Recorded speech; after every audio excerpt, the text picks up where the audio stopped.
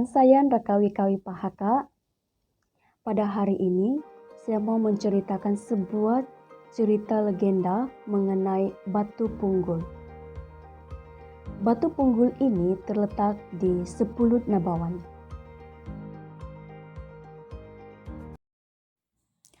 Ketinggian Batu Punggul mencecah 200 meter dari aras laut.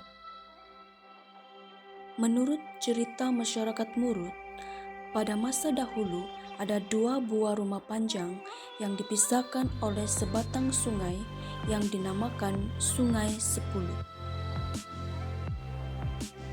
Dipercayai bahwa mereka adalah orang-orang Murut yang pertama menetap di kawasan tersebut, yaitu pedalaman Sepulut. Mereka menganut kepercayaan animisme seperti percaya kepada sihir, roh, dan tahyul. Mereka mempunyai agama yang mana ciptaan manusia. Mereka membuat semacam berhala yang dipercayai dapat terjadinya malapetaka jika tidak mematuhi atau ingkar akan pantang larang yang telah dibuat oleh nenek moyang yang terdahulu. Pada suatu hari, salah satu penghuni rumah panjang E mengadakan majlis tinau, yang berarti suatu upacara pemberian hantaran barian secara besar-besaran dari pihak lelaki kepada pihak perempuan sebagai calon pengantin.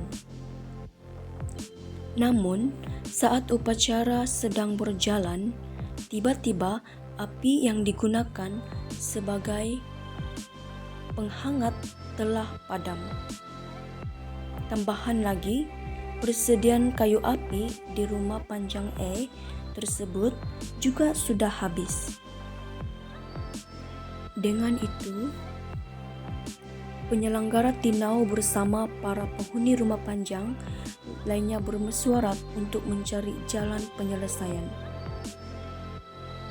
Dalam mesyuarat tersebut, akhirnya keluarlah keputusan bahwa mereka akan meminta kayu api daripada jiran mereka yang berada di rumah panjang B di seberang sungai. Kemudian, salah seorang dari mereka diutus untuk menyampaikan permintaan itu dengan cara berteriak di tepi sungai. Tetapi, malangnya, rumah panjang B di seberang tidak dapat menghantar api berkenaan karena pada masa itu Sungai Sepulut sedang banjir besar dan tidak boleh diseberangi karena alirannya yang terlalu deras dan berbahaya. Ketua rumah panjang E berkenaan terus memanggil-manggil dengan penuh harapan dan mereka mulai merasa takut karena hari semakin gelap. Keadaan mula menjadi sunyi sepi dan penghuni rumah panjang E yang sedang bersukaria itu mulai merasa cemas. Jiran mereka di seberang sungai masih dapat melihat keadaan mereka dan menyebabkan mereka berasa sedih dan bersimpati. Ketua rumah panjang B berkenaan kemudian memanggil seluruh penghuni di rumah dan mereka telah mengadakan suatu mesyuarat bagi membincangkan apa tindakan yang boleh diambil bagi membantu rakan-rakan mereka di seberang yang memerlukan pertolongan. Dan mereka pun bercadang untuk mengikat sebatang kayu yang bernyala di kepala seekor anjing, kemudian diarah oleh mereka untuk berenang. Tetapi bagaimanapun, anjing berkenaan tidak sampai ke seberang karena telah hanyut di bawah arus deras. Tetapi mujurlah ia dapat menyelamatkan dirinya. Hal yang berlaku itu dianggap lucu oleh para penghuni rumah panjang B, lalu mereka ketawa terbahak-bahak. Lain pula halnya dengan jiran mereka yang sedang menanti bantuan kayu api dengan penuh harapan di seberang sungai. Mereka hanya memperhatikan dengan tenang peristiwa berkenaan dan tidak mentertawakan anjing yang malang itu karena takut peristiwa buruk akan menimpa mereka kelak. Setelah kegagalan anjing berkenaan, mereka telah mencari ikhtiar lain. Kali ini, mereka telah menggunakan seekor ayam jantan. Mereka telah mengikat kayu yang bernyala ke seekor ayam jantan berkenaan dan mengharapkan ayam berkenaan dapat terbang ke seberang sungai dan seterusnya memberikan bantuan api berkenaan. Ayam jantan berkenaan telah diterbangkan ke seberang. Bagaimanapun, ayam jantan berkenaan telah jatuh ke dalam sungai sebaik saja sampai di tengah-tengah sungai. Sekali lagi, para penghuni rumah panjang B berkenaan tertawa terbahak-bahak melihat peristiwa lucu berkenan tanpa menghiraukan keadaan sekeliling mereka yang semakin gelap. Setelah kehabisan ikhtiar dan usaha, maka penghuni di rumah panjang A kembali ke kediaman masing-masing. Mereka meneruskan aktiviti dengan mempermainkan pacat berkenaan, yaitu memberi minum tapai.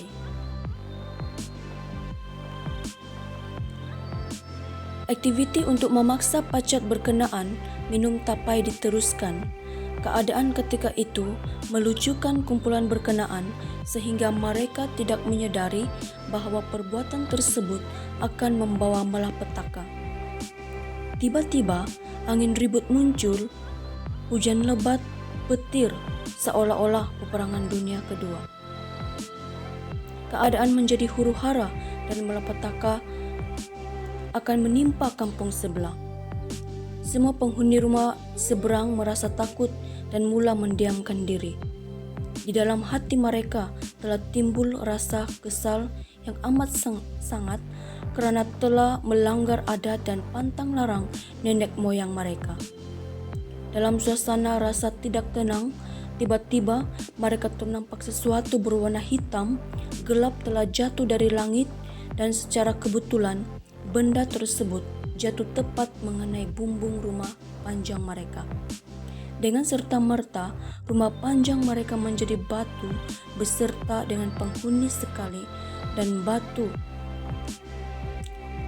yang mana anjing dan ayam jantan telah digunakan untuk menghantar bantuan api juga bertukar menjadi batu.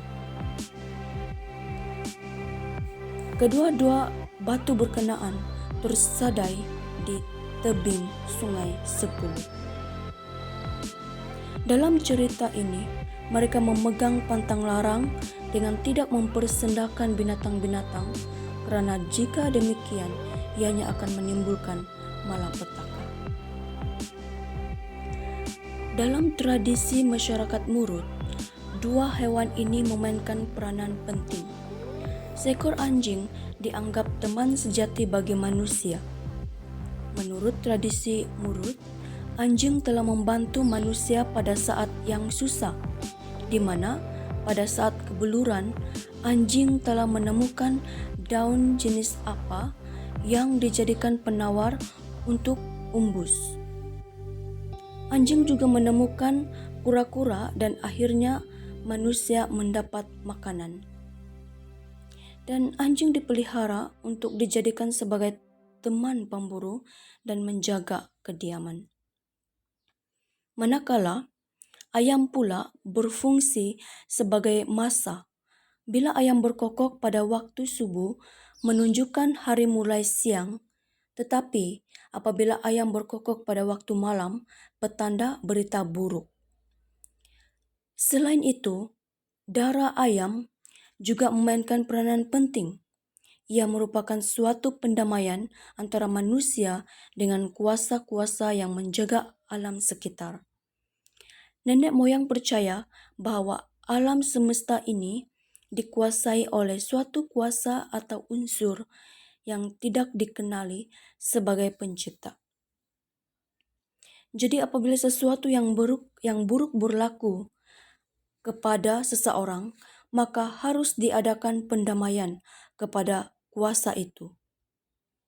Nenek moyang beranggapan bahwa mungkin ada pelanggaran hukum alam dan yang menyakiti unsur itu yang memerlukan pendamaian. Di dalam Alkitab, terdapat persamaan di dalam Injil Yohanes 15 ayat 13. Tidak ada kasih yang lebih besar daripada kasih seorang yang memberikan nyawanya untuk sahabat-sahabatnya. Yesus Kristus merupakan sahabat sejati Anda dan saya. Dia telah memberikan nyawanya dengan mati di atas kayu salib untuk Anda dan saya. Dalam Kolose 1 ayat 20, dan oleh Dialah ia memperdamaikan segala sesuatu dengan dirinya, baik yang ada di bumi maupun yang ada di surga. Sesudah ia mengadakan pendamaian oleh darah salib Kristus. Hal ini berarti melalui darah Yesus Kristus, ianya merupakan suatu pendamaian di antara Allah dan manusia, di mana manusia telah kehilangan kemuliaan Allah karena melanggar perintah Allah. 1 Yohanes 2 ayat 2, dan ia adalah pendamaian untuk segala dosa kita, dan bukan untuk dosa kita saja, tetapi juga untuk dosa seluruh dunia. Hinoyak intorakon, Tuhan amarakat.